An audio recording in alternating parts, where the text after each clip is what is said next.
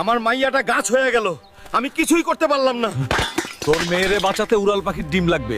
উড়াল পাখির ডিম আনতে চায়না যেতে হবে। চায়না টায়না মানি না।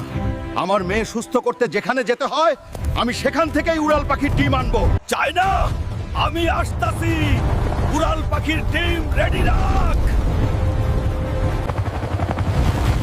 অবশেষে চায়না, ওই তো ডিম। ওই পাখি, ডিম দে, নরইলে তোর ডানা ভাঙা দিমু। তোর সাহস তো কম না, আমার ডিম নিতে আসছস। আজ তোরেই আমার বাচ্চার খাবার বানাবো। তোর ডিম ছাড়া আমার মাইয়া সুস্থ হইব না। তোর মেয়েরে বাঁচাইতে গিয়ে আমার সন্তানরে মেরে ফেলবি। না, পাপ দিয়ে আমার মেয়েরে বাঁচাইতে পারবো না।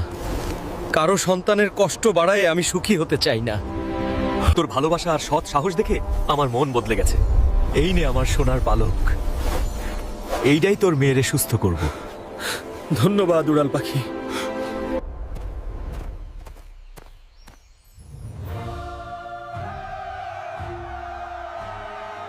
পালকটা কি সত্যই কাজ করবে? তুই ঠিক হয়ে যা মা, তোর বাবার কাছে ফিরে আয়।